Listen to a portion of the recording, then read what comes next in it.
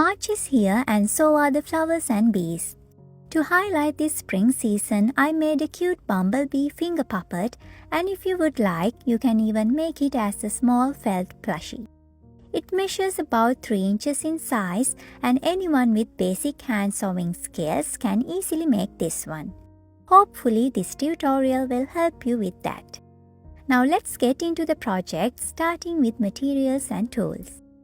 Our main material will be felt fabric, and obviously I picked yellow and black colors for the bumblebee.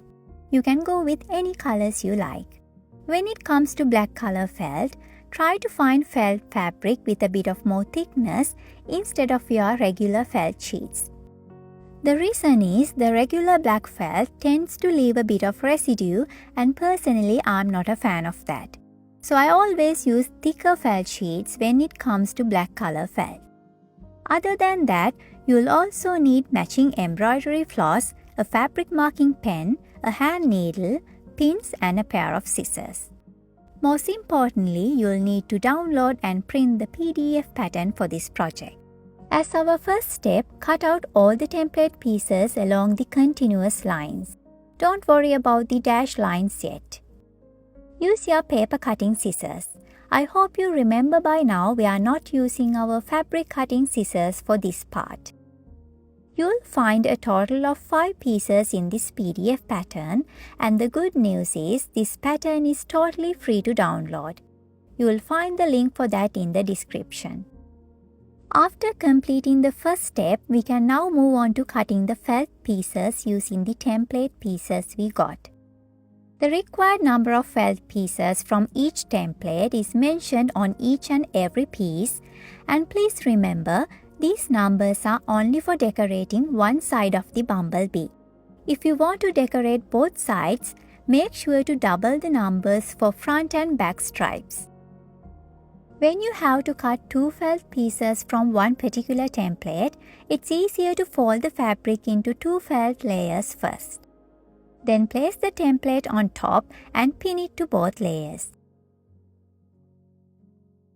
As now the both fabric layers are in place, you can carefully cut around the template. There are several ways to cut felt fabric using a template. You can use a fabric marking pen or even hold and cut around the pattern. If you are interested in learning more on that topic, please check out our tutorial on that, and I hope it will give you more detailed instructions. At this point, all the pieces are ready and we can start on sewing. The first piece to be attached is the front stripe, and that's where the dashed lines on the template for the body guides you. Place the template on top and align with one of the felt pieces for the body. Then using your fabric marking pen, mark the 2 end points of the dashed line on the felt piece. A small mark would be enough to know where the front stripe will be placed. Now keeping those 2 points as a guide, place the felt piece for the front stripe aligning with those points. After that, you can sew the front stripe to the body. For that, thread your needle with a matching embroidery thread color and make a knot at the end. You can hold the piece like the way I do and sew all around it using the back stitch. Running stitch will also be a good option, but if you are looking for a more permanent stitch, I recommend you to go with the back stitch. If you are a beginner and you feel like it's difficult to hold the piece in place while sewing, you can simply use a pin to keep that in place.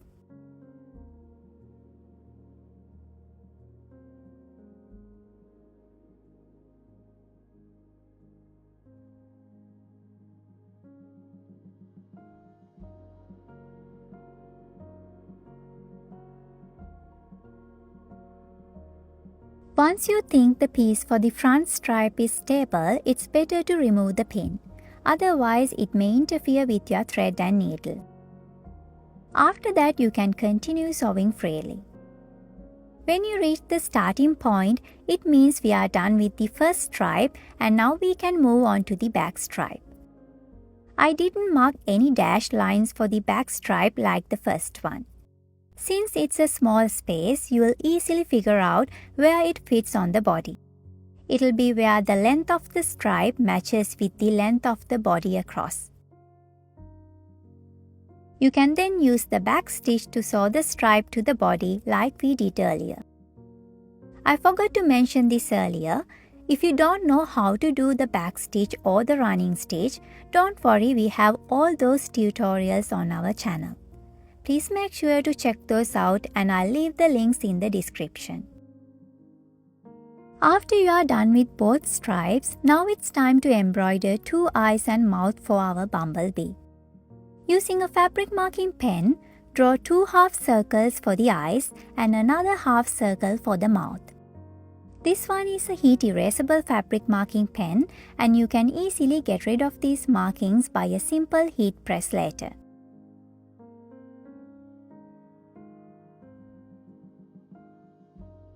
Once you draw everything, stitch along those drawn half circles using simple back stitch. Make sure to keep short stitch lengths to maintain the shape of those half circles. There are several ways to embroider eyes and mouth on a plushie, and I have 2 more tutorials on that in case you are interested. I personally think this way is really simple for all skill levels. Up to this point of the project, whenever you are running out of thread or you need to securely stop the sewing, turn over to the wrong side of the fabric and make a couple of knots. For that, move the needle through the last stitch on that side and pull it till it forms a loop. Then go through the loop and pull it to tighten the knot. Do it one more time and you will get 2 strong knots.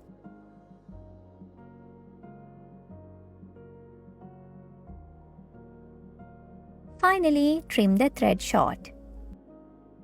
Now turn over to the right side, and at this point we are all done with the front side of the bumblebee.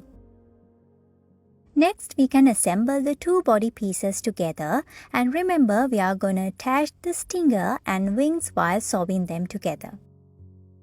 Since the stinger and the wings are relatively small pieces, you can hold those in place while sewing. As you know, we are making a finger puppet, and because of that we need to leave a bit of space unsewn at the bottom margin.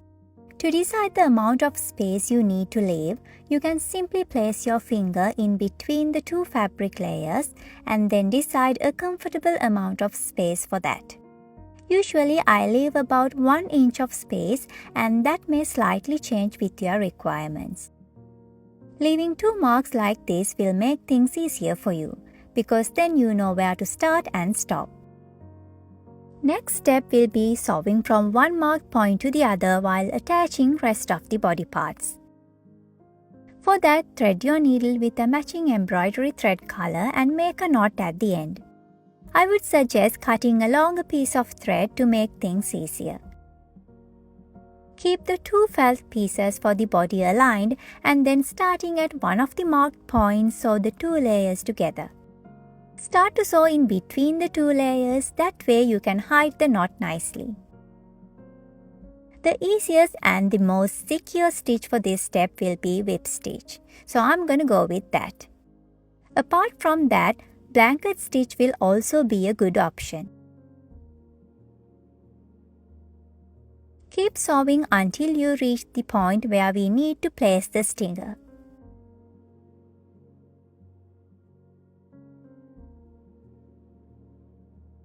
When you reach that area, tuck in a small part of the stinger inside of the 2 layers.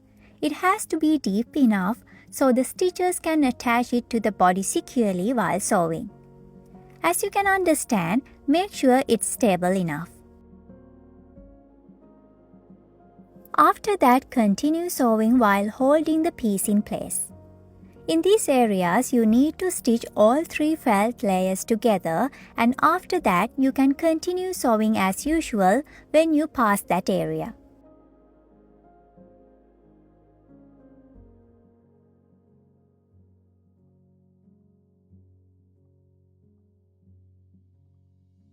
Same steps apply when you reach the area for the wings.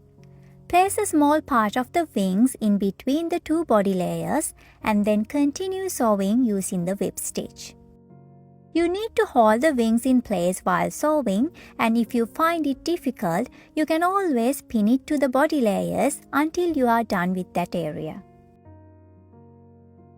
Once I got a custom order to design and make about 15 different styles of finger puppets, and up to this day it's one of my favorite custom orders.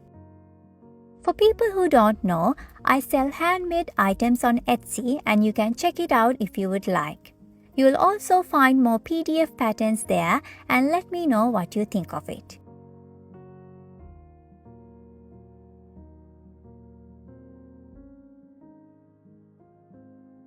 We are almost at the end of our project, and when you reach the other marked point, you can simply make a knot and end the stitching there. But I would like to go one step further, and here's what I do. Instead of stopping at the marked point, you can continue the sewing only along the front layer beyond the marked point. By doing that, you'll get a more of a finishing look to your finger puppet, because then there will be no unsewn area when looking from the outside. Make sure you are only sewing along a single layer. We are only doing this for the looks.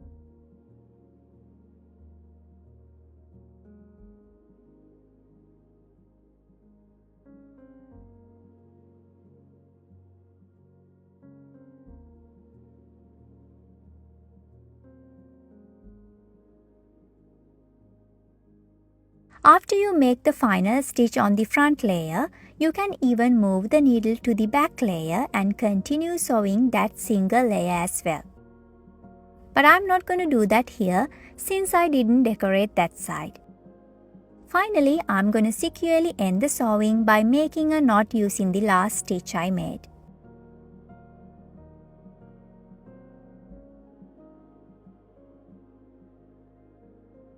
Now to hide away the remaining thread, you can insert the needle in between the layers and then come through only one layer.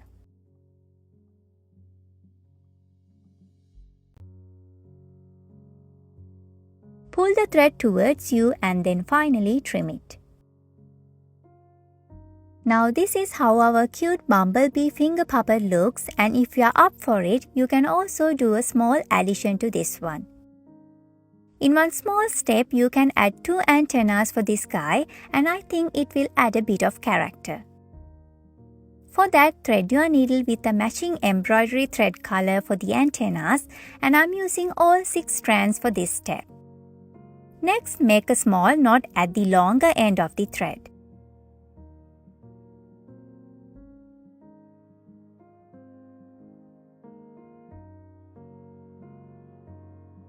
Decide the area where you want the antennas to be and insert the needle in that area and in between the layers.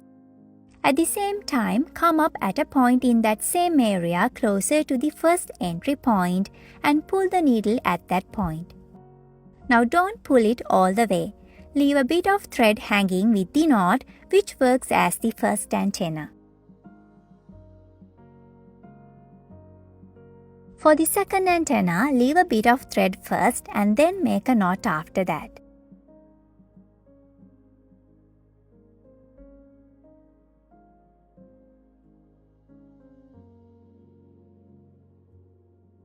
Finally, you can trim the thread a little further away from the second knot.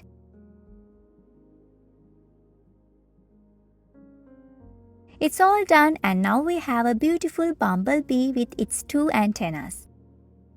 This will be a simple little spring craft, and I think you can even add these to Easter baskets as a gift. There is a small child within all of us, and I truly believe everyone will appreciate this cute handmade gift.